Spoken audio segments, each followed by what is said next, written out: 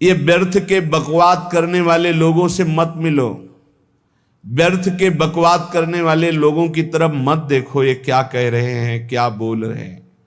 और तुम भी व्यर्थ का बकवाद मत करो। अपने समय को कीमती मान करके निरंतर प्रिया प्रीतम का नाम जप करो, उनके गुण लीला गाओ, उनकी सेवा में रहो।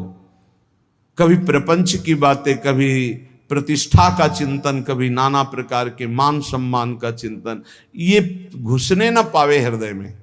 बहुत सावधान रहना चाहिए साधक को। ऐसी बातें देखो मत, ऐसी बातें सुनो मत जिससे तुम्हारा हृदय उद्विग्न होकर प्रभु का चिंतन छोड़ दे। बंद करो अभी।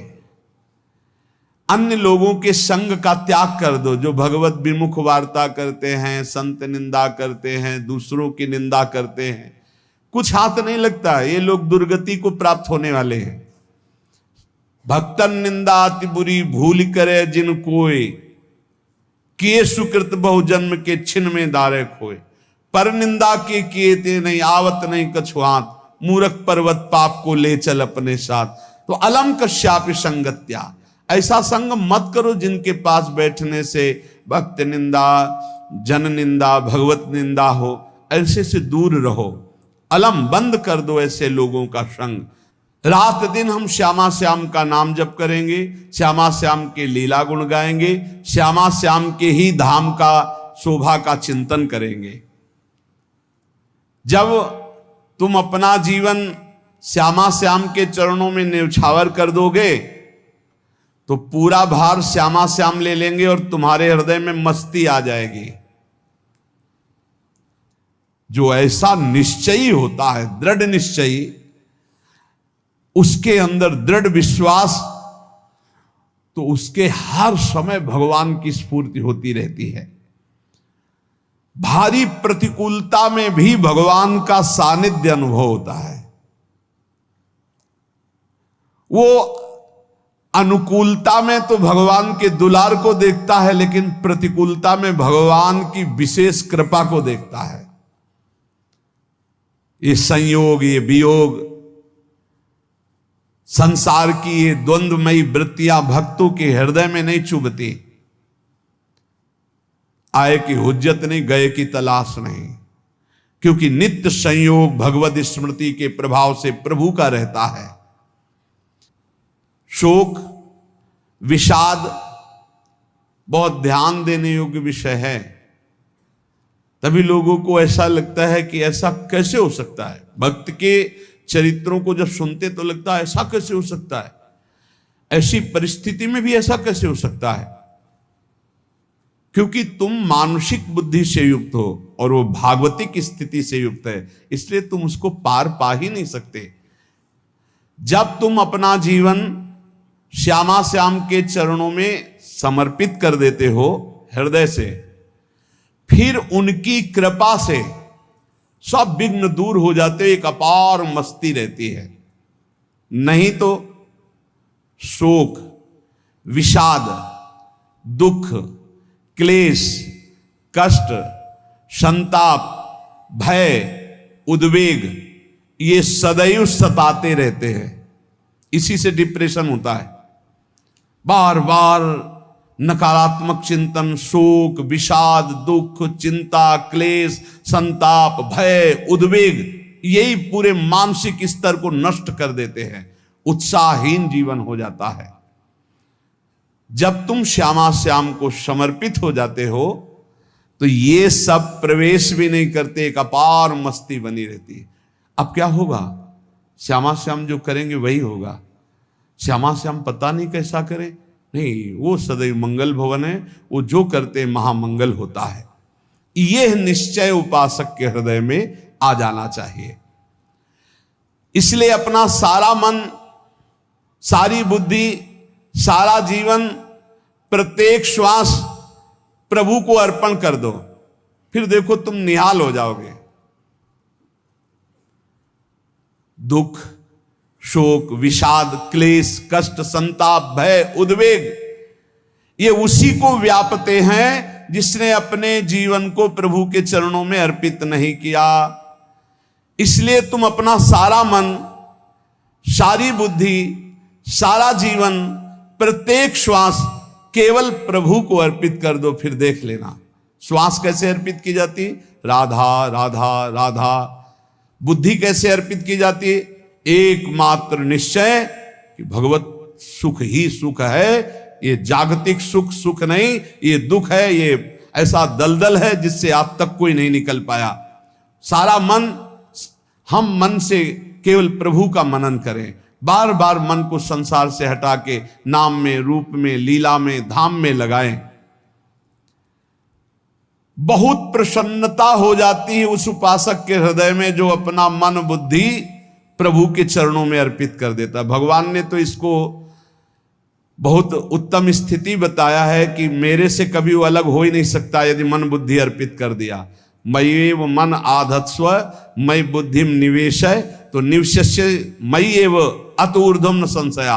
बिल्कुल संशय नहीं, वो मेरे में ही निवास करेगा जिसने मन और बुद्धि अपनी मेरे में अर्पित कर दी। बहुत प्रसन्नता रहेगी उस उपासक के जीवन में जो अपने आप को मन बुद्धि सहित प्रभु के चरणों में समर्पित कर दिया है।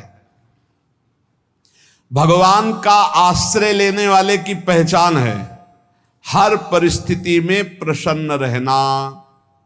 देखो आप भगवद आश्रित हो कि नहीं, देखो अनुकूल परिस्थिति में तो सब प्रसन्न रहना, लेकिन प्रतिकूल परिस्थिति में प्रसन्न रहना ये भगवान के भक्तों का लक्षण है।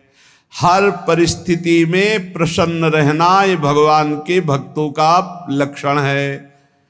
आनंदगन भगवान का आश्रय मिलते ही आनंद छा जाता है हृदय में। उनके पास आनंद का अभाव होता ही नहीं है। जैसे सूर्य का प्रकाश उदय होते ही सूर्य का प्रकाश संपूर्ण अंधकार को नष्ट कर देता है, ऐसे ही भगवान का संपूर्ण आश्रय लेते ही सब दुख चिंता शोक नष्ट हो जाते, आनंद ही आनंद। तुम भगवान के मंगलमय रूप को नहीं जानते हो, पर उनके मंगलमय भाव को, विधान को मानना शुरू कर दो। जो भी होता है मंगलमय होता है। हमने जीवन में देखा है, अगर इधर कोई बहुत बड़ा सुख दिया तो देर नहीं लगेगी, 24 घंटे नहीं व्यतीत होंगे और ऐसे दुख दे देंगे, जिससे दोनों का समान भाव रख करके ना दुख में तुम भूलो प्रभु को, ना सुख में फूलो, सीधे भगवत मार्ग में चल। पूरे जीवन की बात देखा है, भगवान के मंगल विधान में सदा सर्वदा सुख ही सुख है, इस बात को मान के प्रसन्न हो जाओ।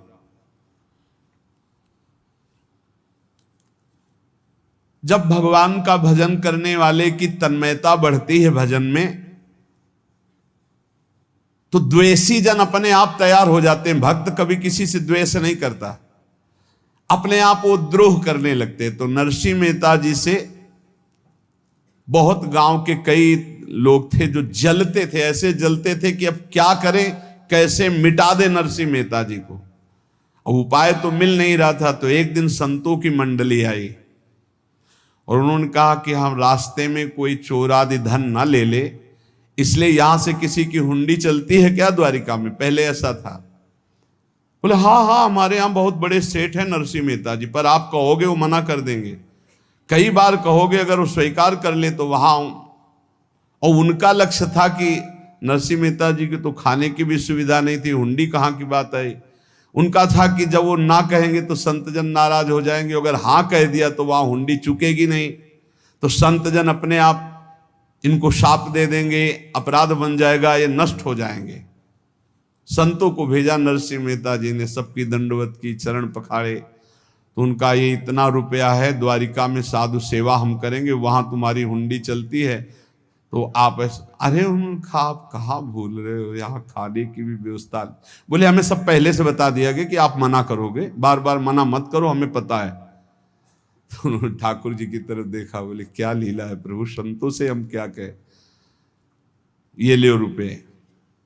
उस समय स्वर्ण की मोहरें चलती थी, बेच के बाजार से खूब उन संतों को पवाया, उन्हीं संतों की सेवा की। और उनका अपने सेठ का नाम तो बताओ जहां हमें जाके हुंडी मिलेगी। सेठ, सावल शाह सेठ।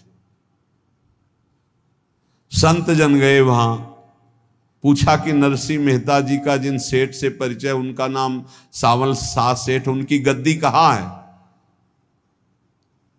तो जो कुछ भक्त थे वो द्वारिकाधीश की तरफ संकेत करते कि वही हैं। बोले नहीं नहीं, वो सेठ है, उनकी गद्दी चलती थी। पूरी बाजार में कहीं कोई। अब संत जन एकांत में होकर के बहुत विचलित हुए, क्या हमारे साथ धोखा हुआ? नरसिंह मेहता जैसा संत क्या धोखेबाज हो सकता है? देखो, संशय तो बहुत विचित्र होता है। बड़े बड़ों को संशय हो जाता है। जब भगवती सती जी को संशय हो गया, राम जी को, हे खग हे मृग हे मधुकर श्रेणी, ऐसा पूछते हुए कि सच्चिदानंद कैसे हो सकते, तो किसी को हो सकता है, क्योंकि वो बुद्धि की अधिष्ठात्री देवी है। जो ही उनके मन में ऐसा आया कि क्या हमारे साथ धोखा हो रहा है, इतने में ही देखा, जय हो सावल शाह सेठ की। वो कहा सावल शाह सेठ? तो देखा बढ़िया मुनीम जी उनके साथ, और सेठ बस्ता लिए हुए मुनीम जी, सरकार इधर से चलो। तो उनका सावल शाह सेठ आपका नाम है? संतों ने कहा। बोले हाँ। बोले नरसिंह जी? हाँ। बोले आपकी हुंडी आ गई है। हुंडी एक कागज में लिखा कि ये हमारे सेठ जी को दे देना। वैसे लोग मुझे माखन चोर कहते, कोई कुछ कहता, लेकिन आपने सेठ बना दिया। जब आपने सेठ बना ही दिया तो आप कभी परवाह मत करना तुम। और ये सेवक आपकी सेवा में सदैव तत्पर है। भगवान ने ऐसा लिखा।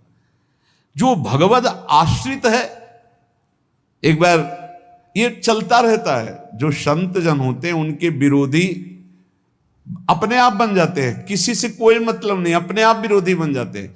कबीरदास जी का पूरी काशी में यश था। भजन करने वाले महापुरुषों का यश बढ़ता है जब, तो जो भजनहीन होते हैं उनके हृदय में जलन पैदा हो जाती है, और वो उनको विविध प्रकार से फंसाना चाहते हैं, उनको कष्ट देना चाहते हैं। तो कबीरदास जी के यश को धूमिल करने के लिए कुछ ब्राह्मणों ने एक रचना रची। मुड़ मुड़ा के कबीरदास जी के शिष्य बन करके पूरी काशी के सब आश्रमों में निमंत्रण दे आए। कल भंडारा है, संत सेवा है, सबने स्वीकार किया। कबीरदास जी अपनी दिनचर्या करके निकले तो संत मंडली आने लगी। बोले कै बजे सेवा है? साधु सेवा। बोले कौन सी साधु सेवा? बोले कल आपके शिष्यजन निमंत्रण दे के आए, पूरी काशी के सब संत आ रहे हैं। कबीरदास जी ने कहा यहाँ तो एक की भी व्यवस्था नहीं, पूरी काशी के संत आ रहे। अच्छा, समझ में आ रहा है, लीला बिहारी तुम लीला करना चाहते हो। गए अपना निकल गए गंगा किनारे, एक झाऊ के नीचे बैठकर अपना भजन ध्यान में मगन है। 11-12 बजे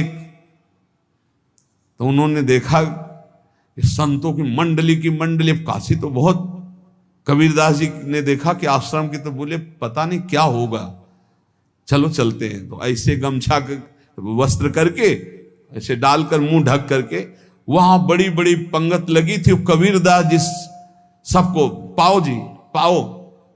कबीरदास जी के रूप में स्वयं भगवान पाओ जी पाओ। कबीरदास जी ने कहा अच्छा, जब स्वामी परस रहे तो हम भी बैठ के पा ले। तो जब उसी पंगत में बैठ गए अपना कपड़ा ढक करके, और जब मोहरे की दक्षिणा दे रहे थे सब लोग कि वाह कबीरदास जी ने आज तो साधु से। सबको जब कबीरदास जी के सामने आए तो ऐसे मुंह ढके, बोले देखो जो मेरा होता है उसे मुंह छुपाना नहीं पड़ता, मुंह ढकला नहीं पड़ता। लो दक्षिणा, तुम भी दक्षिणा ले। कबीरदास जी को कबीरदास जी दक्षिणा दे रहे, और वो कबीरदास जी है भगवान, और ये पाले वाले कबीरदास जी है भगवान के जन। कभी भगवान अपने, अरे जमाने जोर लगा ले, कितना जोर लगाएगा, भक्त और भगवान का झंडा कभी न झुकने पाएगा। बिल्कुल चिंता, शोक, भय, उद्वेग रहित जीवन भगवद आश्रित। तुम भगवान के मंगल विधान में सदा सर्वदा प्रसन्न रहो। अब ये विचार कर लो कि भगवान जो करेंगे तुम्हारा मंगल करेंगे। अब थोड़ा ऐसा बीच में लगता है कि अमंगल हो रहा है क्या, लेकिन पक्का समझो बहुत बड़ा मंगल उनका विधान होता है। बहुत ही उत्तम मंगल होता है भगवान के शरणागत का। भगवान हमारे विचारों वाले नहीं हैं, हमारे विचार प्राकृतिक है, भगवान के विचार चिदानंदमय हैं। वो अपने विचार से हमारा मंगल करते हो, हम अपने विचार से मंगल चाहते हैं। भगवान के विचार से मंगल ही हमारा होगा, इसलिए कभी हमको चिंता शोक भय नहीं करना चाहिए। भगवान की ओर से कभी तुम्हारे लिए ऐसा विधान नहीं होगा कि तुम दुखी हो जाओ, बस तुम्हारी सोच हो सकती है, उसका परिणाम बहुत मंगल होगा। जगत की ओर से निराश हो जाओ, किसी से आशा मत रखो, फिर आप देखो आपका जीवन कैसा आनंदमय व्यतीत होता है। ये जो जगत की आशा है यही दुख प्रदान करती, सच्ची जगत की आशा ही दुख प्रदान करती है। अगर जगत से कोई संबंध न रखा जाए और भगवत भाव में रहकर तो बहुत अच्छा जीवन चलेगा। अपने कर्तव्य का पालन करो, परिवार को भगवत स्वरूप मानकर पोषण करो, किसी से कोई संबंध मत रखो, कोई आशा मत रखो, यही अध्यात्म सिखाता है। अपने आप भगवत स्वरूप, सबका व्यवहार मंगलमय और आपका जीवन मंगलमय। अपने घर में ऐसे रहो जैसे किसी अतिथि के घर में रह जाता है, चलना है यहां से जाना है। कौन रहता है अपने घर में अतिथि की भांति? भगवान का भक्त। जाना है यहां से, अपनी प्रिया प्रीतम के पास जाना। ये हमारा घर नहीं है, यहां तो हम समय व्यतीत कर रहे हैं, अपनी आयु व्यतीत कर रहे हैं भगवत आराधना करते हुए। हमें जाना है प्रिया प्रीतम के पास। वास्तविक घर भगवान का धाम है हमारा, वास्तविक घर वाले प्रभु हैं हमारे, जो नित्य सच्चिदानंद भगवान के चरणों में अपने चित्त को समर्पित करता रहता है। उसको यह अनुभव होने लगता है कि बड़ी कृपा है हमारे ऊपर, भगवान की बड़ी कृपा है हमारे ऊपर। सर्वसमर्थ परम सुहृद भगवान ऐसे भक्त के ऊपर हर समय वरद हस्त रखे रहते हैं। ये केवल प्रवचन नहीं, सच्ची बात मानिए। ऐसे भगवान का वरद हस्त हर समय रहता है।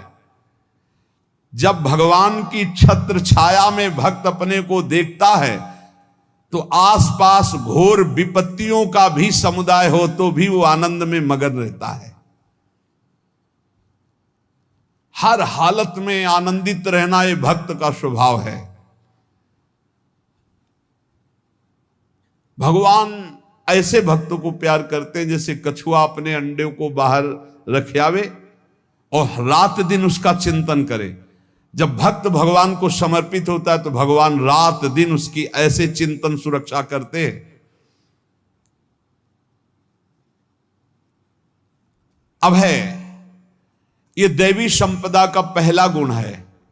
ये भगवान के शरणागत पर जागृत हो जाता है, वो भयभीत नहीं होता, किसी भी उससे भयभीत नहीं होता। यही डरप हरिवंश हित, जिनो भ्रमय गुण सलिल पर। इस डर से डरते रहना चाहिए कहीं गुण रूपी पानी में फिसल न जाए, नहीं तो गलती हो सकती है। साधक सावधान रहे। ये अभय दैवी संपदा का सबसे बड़ा गुण है। जो भयहारी भगवान की शरण में आ जाता है तो उसके अंदर ये अभय प्रकट हो जाता है।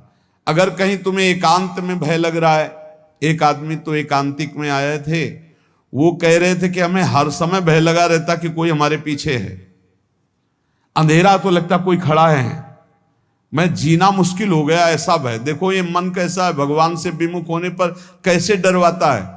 वो कह रहे हैं हर समय मुझे डर लगा रहता है, कोई सामने खड़ा है, कोई पीछे खड़ा है, ऐसा भय लगने लगता है। और जब भगवान की शरण में आ जाते हैं तो ये अभय स्थिति हृदय में जागृत हो जाती है। कोई भी भय आसपास आ ही नहीं सकता, यहां तक कि नरक का भी भय खत्म हो जाता है जो भगवान की शरण में है। महापापी भी पुण्यात्मा महान भक्तों के समान वो उत्तम गति को प्राप्त हो जाता है जो भगवान की शरण में हो जाता है। पर ये जो भोगों का आश्रय लिए हुए हैं, मनमानी आचरण कर रहे हैं, ये कभी उस अभय को जान ही नहीं सकते कोई अभय पद है क्या। इनको तो कदम कदम पर शोक, भय, और दुख की प्राप्ति होगी। कोई बचा नहीं सकता जो भोगों में लगे हैं, मनमानी आचरण कर रहे हैं। अगर निर्भय होना चाहते हो, परम सुखी होना चाहते हो, तो भगवान के शरणागत हो जाओ। सारे जगत को अभय दान देने वाले भगवान हैं। भगवान का एक प्रण है, मम पन शरणागत भयहारी। जो मेरी शरण में आ गया उसके भय का मैं नाश कर देता हूं। साधना में अवस्था मन की मानी जाती है कि आप कितने अच्छे साधक हैं। यदि आपका मन भगवदाकार है, हर समय भगवत चिंतन चल रहा है, आपके स्वप्न भागवती का रहे हैं, आपके विचार भागवतिक हैं, तो आपकी अच्छी साधना हो रही है। और यदि आपके स्वप्न गंदे आ रहे हैं, क्योंकि स्वप्न में मन का ही सारा खेल होता है, और आपकी चिंतन वृत्ति वासनात्मक चल रही, तो अभी साधना का प्रभाव मन पे नहीं पड़ा है। जिसका मन हर समय भगवत चिंतन करता रहता है, वो जीते जी जीवन मुक्त हो जाता, अनुभव होता है। जैसे किसी ने कहा कि हमें कैसे पता चलेगा कि हमारा काम हो गया है, तो जैसे आप भोजन पा लेते हैं तो किसी दूसरे से गारंटी थोड़ी लेनी होती कि हम छक गए हैं क्या, आप जरा बताना हम छक गए हैं क्या। नहीं, अपने हृदय में आ जाता है कि अब मैं तृप्त हो गया। ऐसे ही अपने हृदय में आ जाता है कि मेरा काम हो गया, अब मेरा जन्म नहीं होगा। ये हृदय में आ जाता है, अपने आप अनुभव में आ जाता है। जब स्वरूप बोध होता है तो किसी और से सलाह थोड़ी लेनी होती है, वो अपने आप अनुभव में आ जाता है। हाँ, यदि गुरुदेव का वर्ण नहीं किया है तो फिर आपको किसी न किसी गुरु से प्रमाणित करवाना पड़ेगा। और अगर गुरुदेव का वर्ण किया है तो वही मंत्र, वही नाम, वही गुरु शरणागति आपको अंदर से पुष्ट कर देगी कि आपका काम हो गया है। विषय चिंतन करता हुआ मन विषय आसक्ति को प्राप्त होता है। विषय आसक्ति को प्राप्त हुआ मन बार बार जन्म, मरण और नरक को प्राप्त होता है। बस ये विषय चिंतन हटाना ही प्रमुख कर्तव्य साधना का है। बार बार मन को विषयों से हटा करके प्रभु के नाम में लगाओ, प्रभु के रूप में लगाओ, प्रभु की लीला में लगाओ। जहां भगवान प्रकट होते हैं वहां परमानंद की बाढ़ आती है। पर ये ध्यान रखें, गुलाब का फूल कांटों में खिलता है, उसकी सुगंध लेनी, फूल लेना है तो कांटों से बचाकर। ऐसे ही जब आप भगवत चिंतन के लिए चलेंगे तो आपका चिंतन चुराने के लिए माया विविध नाटक करेगी, कांटे फैलाएगी। कोई तुम्हारी निंदा करेगा, कोई अपमान करेगा, कोई उपहास करेगा, तुम्हारी अव्यवस्था हो सकती है, तुम्हारी परिस्थिति बहुत भयावह हो सकती है। इन परिस्थितियों में भी भगवत चिंतन का तार ना टूटने पावे तो आगे गुलाब का फूल है।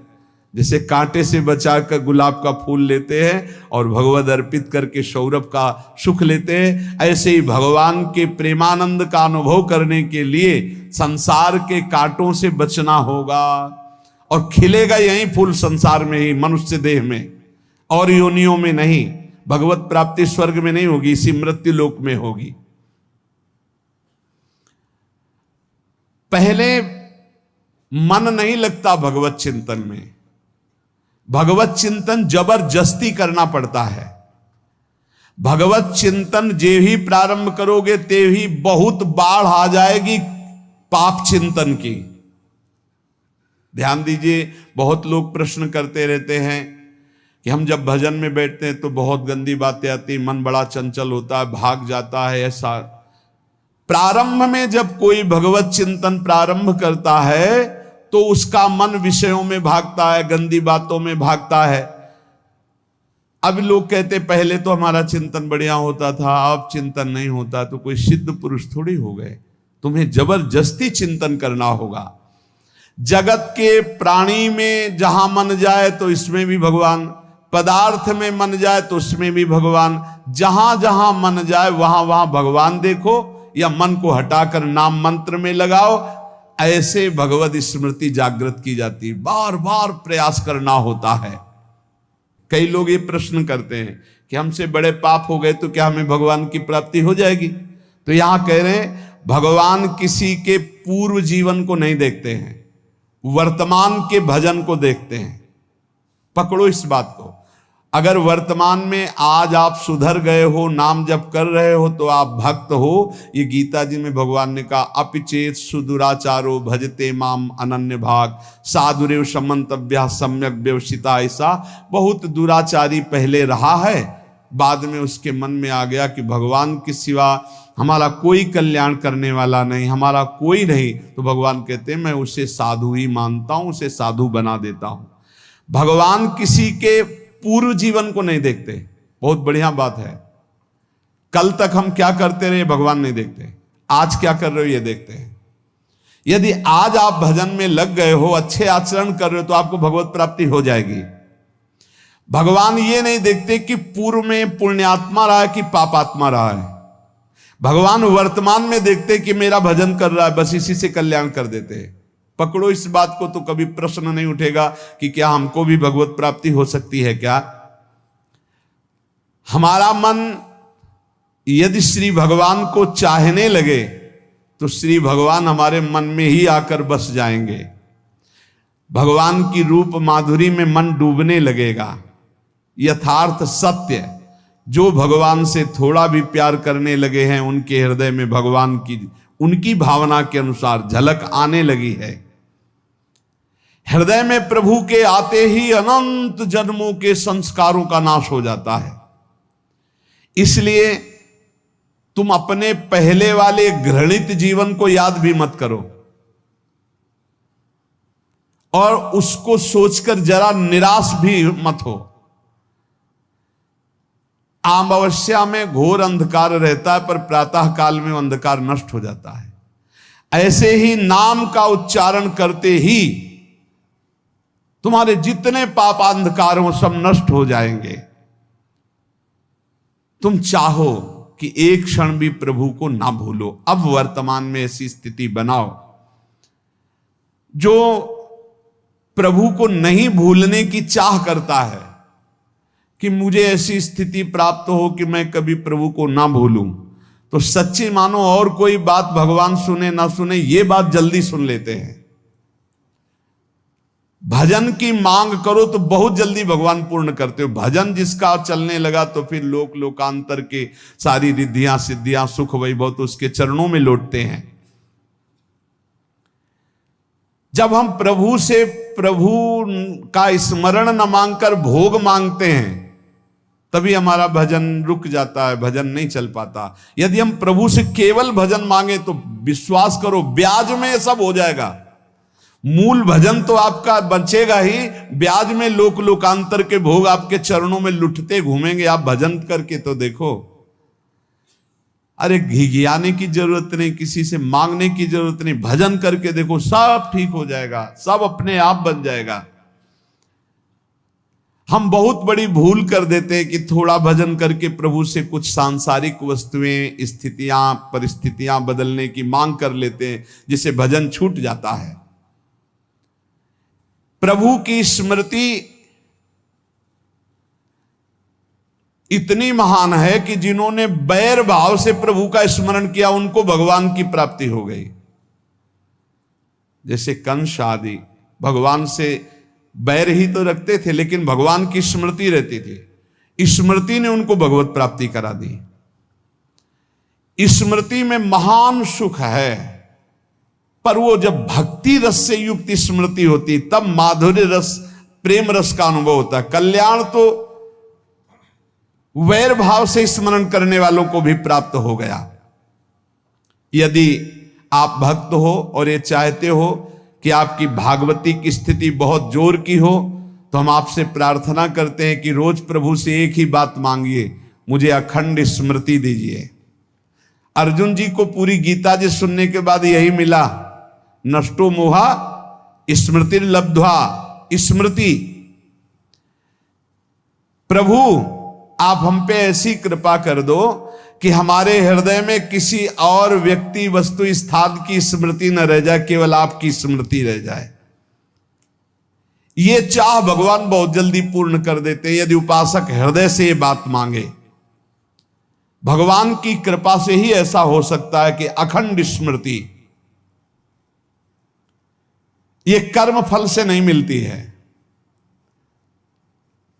प्रभु के प्रति निर्भर होकर जो दैन्यता पूर्वक प्रभु से मांगता है और हर समय अभ्यास करता रहता है भगवत स्मरण का, उसको ये स्मृति मिलती है। और स्मृति मिल गई तो इससे बड़ी कोई स्थिति नहीं, हर समय भगवान का स्मरण। प्रभु से मन प्रतिपल नया नया स्वाद लेकर के आसक्त होता रहता है, नवम नवम। प्रभु कभी बासी नहीं होते। जैसे किसी व्यक्ति को देखो तो देखते देखते मन हट जाएगा कि देख लिया, बहुत सुंदर है, ठीक है, लेकिन वो एक दिन मन हट जाएगा। और प्रभु की सुंदरता नवम नवम है, प्रभु के नाम का स्वाद नवम नवम है, प्रभु की लीला का स्वाद नवम नवम है, प्रभु के धाम की शोभा नवम नवम है। जैसे आचार्य महाप्रभु हरिवंश चंद्र जी कहते, नयो नेह नवरंग नयो रस नवल श्याम वृषभानु किशोरी, नव पीतांबर नवल चूनरी, नई नई बूंदन भींजत गोरी, नव वृंदावन हरित मनोहर, नव चातक बोलत मोर मोरी, नव मुरली जो मल्हार नई गति, सब कुछ नया। तो नवम नवम प्रभु प्रतिपल नवम नवम प्रभु का रूप, प्रियाजू का नवम नवम, अबहीं और अबहीं और अबहीं और है। तो कहते हैं जब मन निरंतर स्मृति में डूबता है तो जब प्रभु की रूप माधुरी प्रकाशित होती तो ऐसी नवम नवम कि कभी ये नहीं होता कि रूप बासी हो गया। ये वही रूप है जो हमने अभी देखा था, नवम नवम। इसलिए आनंद की उफान आती रहती है उपासक के हृदय में। ऐसी प्रियता, ऐसा आनंद बिना भजन के नहीं अनुभव में आएगा। इसलिए तुम विश्वास करो, तुम्हें बहुत सुंदर सुख मिलने वाला है, आगे अपार सुख मिलने वाला है। ये थोड़ा दुख का समय काट लो, जब तक जीवन है ये दुख सुख की लहर आती रहेगी, आप इसको सह जाओ, आगे बहुत आनंद है, विश्वास मान लीजिए, बहुत आनंद है। जो ये विश्वास कर लेता है वो प्रभु के मार्ग में चलकर प्रभु को प्राप्त कर लेता है। नहीं तो इतने रोड़े हैं कि आप ऊब जाओगे, बहुत रोड़े हैं। जो प्रभु के मार्ग में चलता है तो माया के बहुत से पार्षद अपना प्रभुत्व दिखाने उनके पास आते हैं, महिमा अपनी दिखाने, पर वो किसी वस्तु स्थिति अवस्था प्राणी पदार्थ का प्रभाव स्वीकार ही नहीं करता, क्योंकि भगवत स्मृति परायण है, भगवान की कृपा पर विश्वास है, इसलिए उसको कोई फंसा नहीं पाता। वो नित्य निरंतर प्रभु से घुला मिला रहने के कारण उसकी मस्ती में कोई फर्क नहीं पड़ता। माया का प्रभुत्व रखने वाले उसे फंसाने की चेष्टा करते हैं, पर उस पर किसी का असर नहीं होता। वो कहीं लिप्त नहीं होता, वो कहीं दुखी सुखी नहीं होता, वो हर समय प्रसन्न रहता है। तुम देखो, हर समय प्रसन्न रहते हो? यदि नहीं तो तुम किसी व्यक्ति वस्तु का आश्रय लिए हुए, प्रभु का नहीं। अगर हां तो हर समय प्रभु का स्मरण चलना चाहिए, हर समय प्रभु के आश्रित हो, फिर देखना ये आनंद, ये प्रसन्नता क्या रूप रखती है। बड़े बड़े मस्त संतों को देखा, मस्त ऐसे उन्माद में मस्त है, उस सुख के लिए ललचाओ। कब तक जन्मते मरते रहोगे, कब तक बार बार दुख भोगते रहोगे, कब बड़ा प्रपंच है ये।